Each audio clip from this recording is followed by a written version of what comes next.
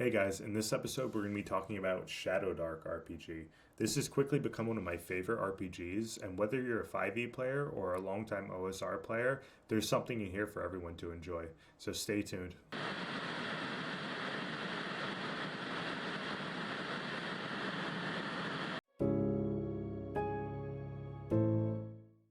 Well, right off the bat, the first thing about this book is it's got really solid construction. Um, you can tell the binder is thick, good quality. The paper has really good quality. It's got a bit of a thickness to it, which is nice. And the thing I love about this book is I love the size of it too, because when I'm behind my DM screen and I'm, DMing, it's hard to fit a lot of things, especially if you have things like a laptop and dice and dice trays and stuff. So it's nicer to have a smaller book. For instance, this is the 5e book right here. So if you see a little size comparison, much smaller than the 5e book. It's a little bit thicker, but it's not a huge difference even in thickness. But it's nicer to have something that doesn't take as much space up. Yeah, and it's got the logo on the side. So opening it up, first thing we see is we have a weapons stat list here. So we have a list of all the different weapons from things like bastard swords, clubs, crossbows, daggers, all the way down. Quite a variety of different weapons that are listed here. We have an armor section here as well, which goes into the different armors in Shadowdark as well, which is nice because there's only a few armors. So you get leather, chainmail, and plate. So you don't have 1,000 different armors, 1,000 different shields. There's one type of shield, and you can make armor and shields mithril as well, which lowers the gear slots that it takes up. But we'll get into that later. The nice thing here is there's a layout of the difficulty classes. So for instance, it shows a DC 9 is an easy difficulty, a DC 12 is a normal difficulty, and a DC 15 is a hard difficulty. So there's a lot of good layouts here. This is basically like a quick cheat sheet on different things. Morale for monsters, dying conditions, spell focuses, distances. I like that it uses the close, medium, and far distances, which is really helpful.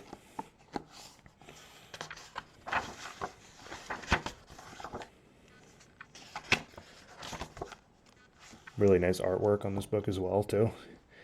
It's the introduction.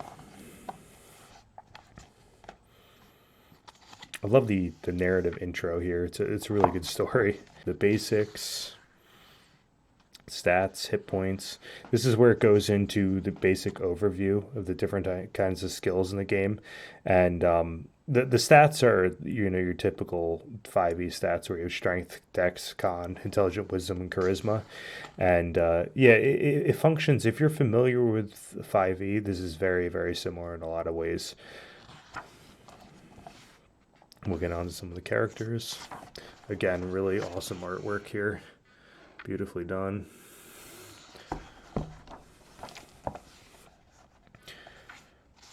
So it starts out, with your basics, your name, your ancestry, what class you want to be. This is a class-based game. So unlike Knave, you actually do choose classes in this. Level, you can choose to start level 0 or you can start level 1s. So you have some options there. You can do like a DCC style funnel, which is a ton of fun. And I highly recommend doing that. I like to do that as well because you start out with your players as just peasants, and as they get through, they level up and they kind of find their bearings and where they're going to go. And it's fun to level them up from level 1 from there. You have your alignments. It basically follows the original D&D alignments, where you basically follow law, chaos, or neutrality. So it's very similar to that in a lot of aspects. It's got your typical AC, your attacks, talents, spells, gear. This breaks down on how to create a level 0 character, how to create a level 1 character.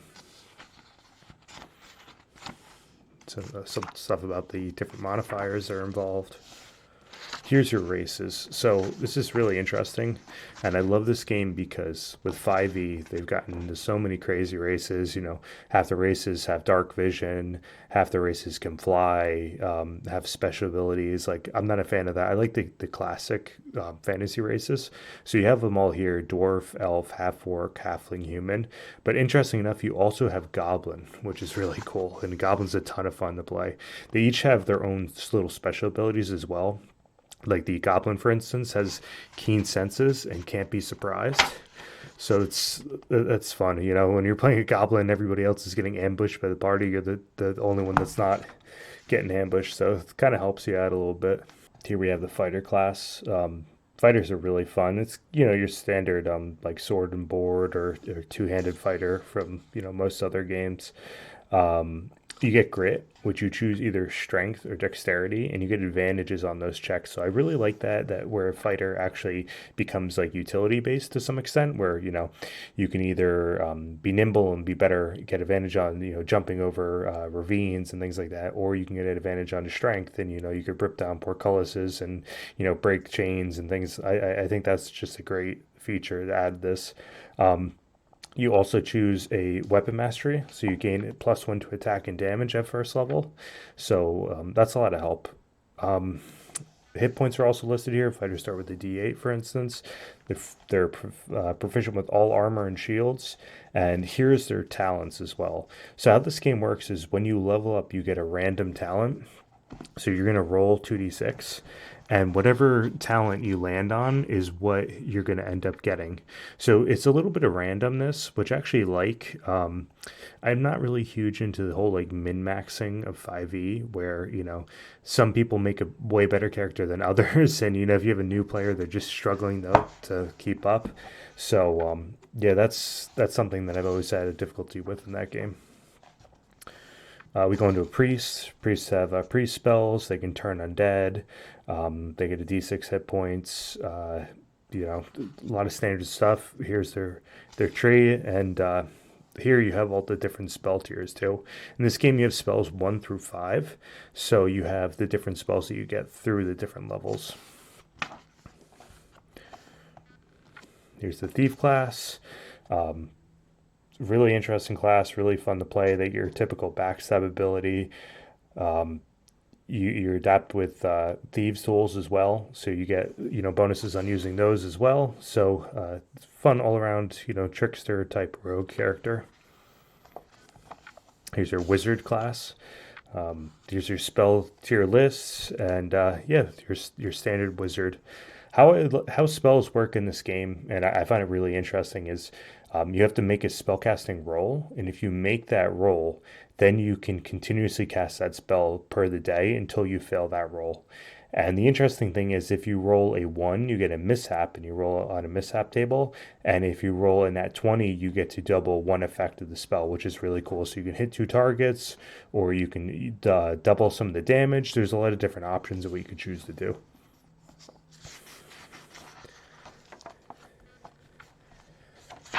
So here we go on to, here's your backgrounds for your character. So you get some random backgrounds that really help with different types of roleplay aspects. So I find these are really fun to play. You have an urchin, you can be wanted, you can be a cult initiative, you can be a part of the Thieves Guild. There's a lot of different options here. This goes into the alignments. You have chaotic, lawful, and neutral. Here comes the deities of the game. There's a lot of interesting deities in this. They really thought this out pretty well, and it's not your standard deities, which is really interesting. Here's different titles. You can acquire different titles as you go through the game, and it shows different levels. So for instance, if you're a fighter in level 1, you could be a squire if you're lawful, a knave if you're chaotic, or a warrior if you're neutral.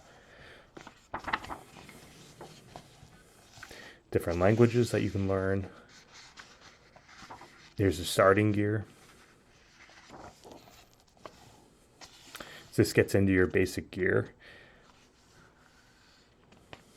How gear works in this game is you get a certain amount of gear slots, and as you allocate a different item, you fill up those gear slots. So for instance, if you buy a crowbar, it takes 1 gear slot. So inventory is very easy to manage in this game, and I love that as well because when you're dungeon delving and you're trying to go through this, encumbrance is a huge factor in the game, and it's one of the main reasons I got away from 5e because I feel like most people just hand wave that, and the system they have isn't really great for it. So I love something that's super streamlined like this that just makes it a way easier to track things and makes the players' lives way easier. Here's your armors. There's leather armor, chainmail, plate, and shield. And like I said, you can make it mithril as well. That lowers the gear slot cost of it. Your standard weapon damages as well. Here's a chart of random character names, which is really cool. Here's your level advancement. This goes through how much XP you need to level up each level.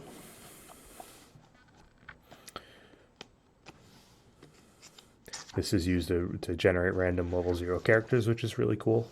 This we go on to your magic section. Here we have the wizard mishap section, which is really cool.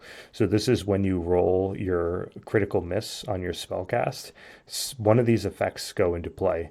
For instance, if you rolled a 10, it comes up as the horror. You scream uncontrollably for 3 rounds in primordial, drawing lots of attention. So it's super cool. Maybe you're sneaking up on somebody, you're going to cast a spell on them, and you start screaming and giving the player's position away, which is really interesting.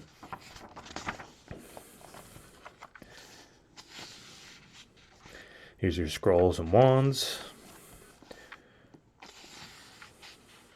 Here's the priest spells.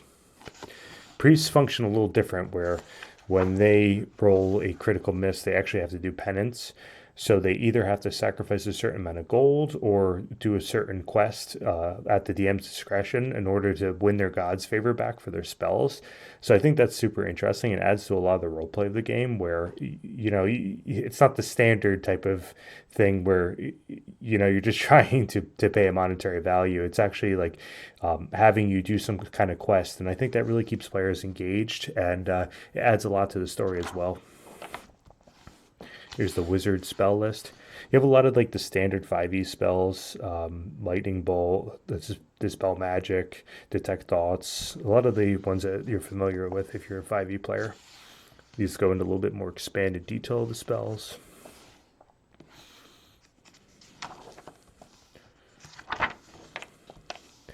So fireball, floating disc. Spells are really fun in this game. There's a lot of interesting new ones and some of the old ones that you'll be very familiar with. Get to the gameplay section. Again, this art is so cool in this book. I love the classic like black and white drawings. I think that adds so much. And I think with 5e now, you get these crazy, ridiculous artwork that's it's just insane. The way 5e has went recently. Like I came originally from third edition, and I used to love third edition art. So yeah, this kind of reminds me similar to that, and as well as second edition art. So this goes into just some of the gameplay. You get your standard advantage, disadvantage, natural 20, natural 1, using your stats, turn order. What's really interesting about this game is how initiative works, and I really like it to make the games flow a lot quicker. Whoever rolls the highest dexterity order, it goes clockwise from that player.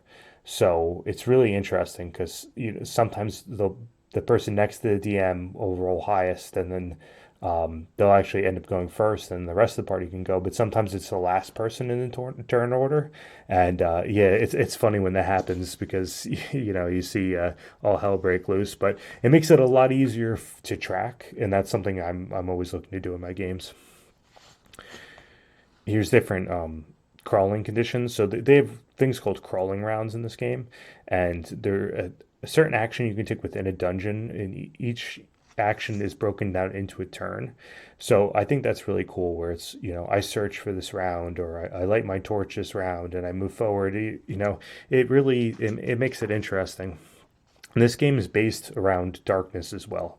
So darkness is a huge factor in this game where if whenever you light torches, you actually start a torch timer and it burns for an hour of in-game time.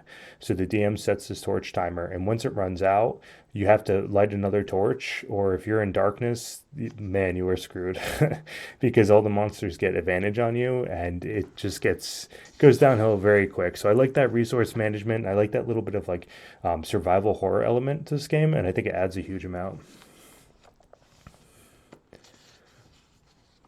Here you're resting. You have to build a campfire when you rest in order to gain hit points back. So that's interesting. You combine 3 torches and you make a campfire out of it.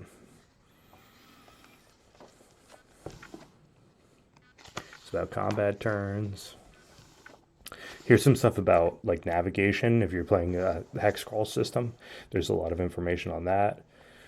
So if you're not familiar, this game uses a carousing system. So basically what you do is you spend gold and then you roll a d8 and it comes to a certain outcome. And the more gold you spend, the higher bonus you get to your d8 roll. So some of these are really interesting because not only do you gain XP, but you also can gain a boon or an ally. You can gain a lot of different things from this, which is super interesting. I once had a player that rolled really high, and he actually snuck into the king's castle, and he stole what ended up being an egg of a monster, which is super interesting. So it can turn into a lot of fun for different types of scenarios, and it can really add to the game. Wizards and Thieves, which is like their style of card game.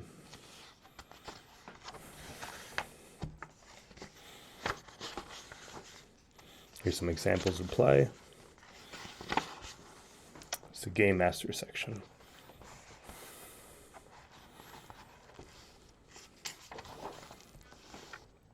Your role as a Game Master, the players, the ethos, tips on running the game,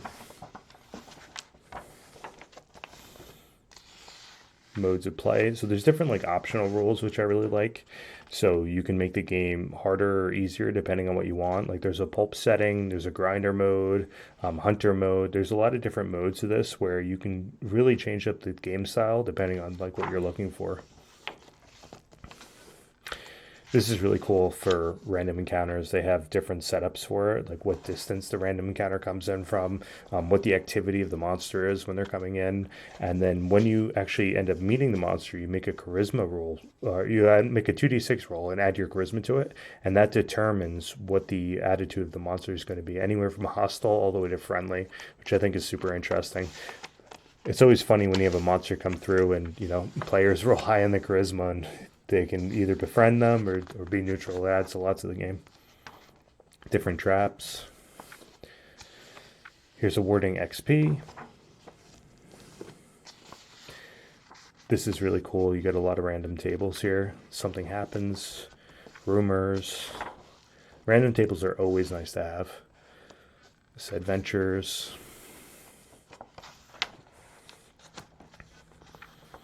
Different NPCs, random charts for them, NPC names.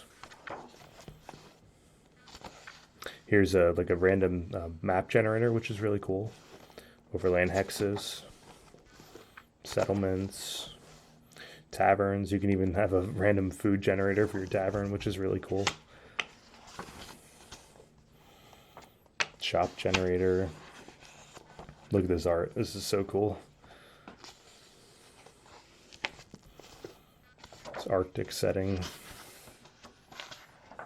artisan district, castle, cave, deep tunnel, desert.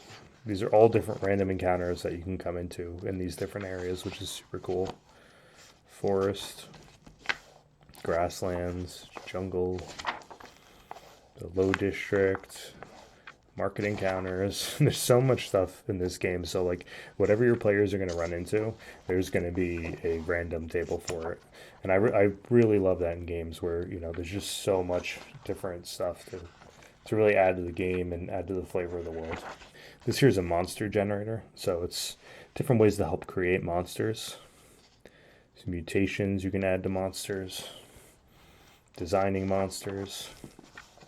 This you get into the monster manual-esque area of the book, where they have a lot of your classical monsters.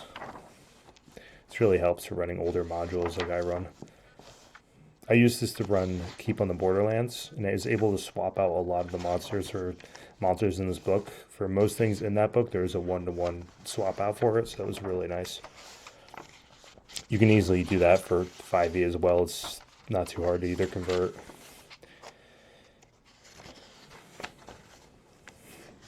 Druids, elementals, gelatinous cubes, giants, oozes, harpies. So many monsters in here. Leprechaun, that's always a funny one. It's always fun to throw a leprechaun at the party. It's a cool mummy artwork.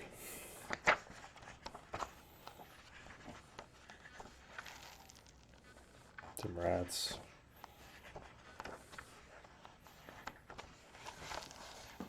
Taurisk, which is cool. We're running that for a module. Vampires. Just so many monsters. It's great to have them. It's treasure. It's overview of treasure. Different magic item values. Dealing with loot. Treasure tables, which is always cool. It's always fun to do random treasure when your party goes and opens up a chest and, you know, they either find something really cool or maybe they find something not so cool in there. Different boons, potions, different scrolls and wands.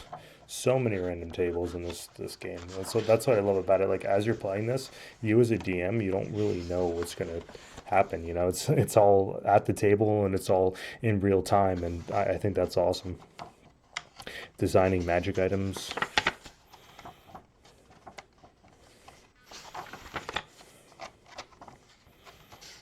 Here's some magic items in the game.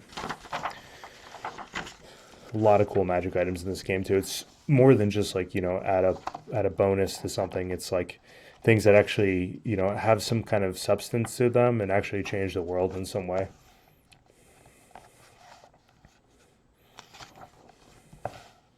Some potions.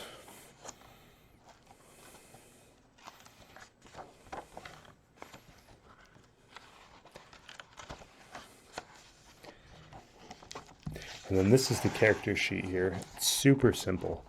You have your strength, intelligence, dex, wisdom, con, charisma up top. You have your name, your ancestry, which is like your race or your species, your class, your level, your XP. You just fill your talents in there. And then these are your gear slots as well, which is super easy to fill in. And, you know, you have your attacks down here. So your entire character fits on this one page. And I love that. You know, I hate in 5e having, you know, players come with 4 or 5 page character sheets. So it's nice to have everything fit on one sheet. More about the community. A couple extra charts on the back of the screen. And that's it. There's the Arcane Library symbol on the back. Overall, I've really enjoyed playing this game. I'd highly recommend it. Like I said, if you're a 5e player and you want to try something a little different, give this a try. There's a Quickstart rules online that are free. So just go to the Arcane Library and go to their section and find the Quickstart rules and download them and just give it a shot, because I think you're really going to enjoy it. And even if you're a hardcore OSR fan as well, this may have a little bit more fluff in it than a lot of other OSR systems, but I think it's still really enjoyable, and I think you're going to find that you can run a lot of great games with this. So I hope you guys enjoyed this review, and thanks for stopping by.